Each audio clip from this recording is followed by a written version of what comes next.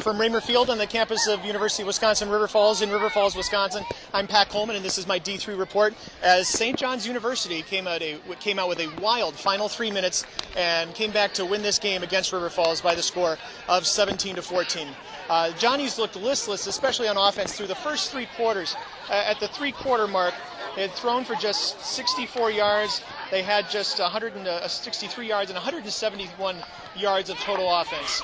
And River Falls had left some points on the board. They'd struggled a little bit in the red zone, but they led 14-7, primarily thanks to a couple of touchdown catches by Charles Dixon, two 19-yard touchdown passes, and he had 7 catches for 130 yards and 2 touchdowns in those first 45 minutes and 15 seconds of the game. But he was held silent the rest of the night, and on the final 2 drives, St. John's finally came alive, culminating with a 2-yard touchdown run that really just doesn't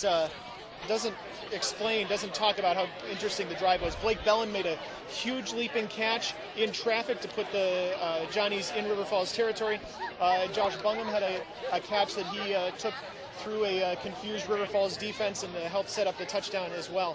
And then, so ties the game at 14 apiece with 55 seconds left in the game. River Falls gets the ball back, has a couple of timeouts. And Ryan Kuselek, the quarterback for River Falls, who ran for 106 and threw for 238, had a really strong night at quarterback for the Falcons.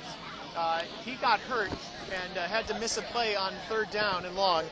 While he was out, River Falls ended up having to punt. They punted it away to the Johnnies. And St. John's, as you will hear Gary Foshing, we have an interview with Gary Foshing, if you can make it out through his hoarse voice here on this crazy night in River Falls. He'll talk about how they had an option because Kuselek got injured in the final 30 seconds of the game. They could have taken, for the final minute, they could have taken a 10-second runoff.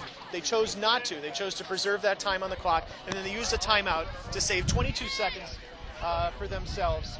And they got the ball back inside their own territory. 3 plays, 39 yards later, and Alexi Johnson comes on and kicks a 40-yard field goal. It goes through with 2 seconds left, and St. John's wins this game 17-14. Gary Foshing, of course, I mentioned his name, and maybe not the biggest story that he, of course, is in his first game as St. John's head coach, following the legendary John Gallardi, who retired this past offseason after more than 6 decades as a collegiate football head coach. I'm Pat Coleman. This is my D3 report, and I hope to see it on D3football.com.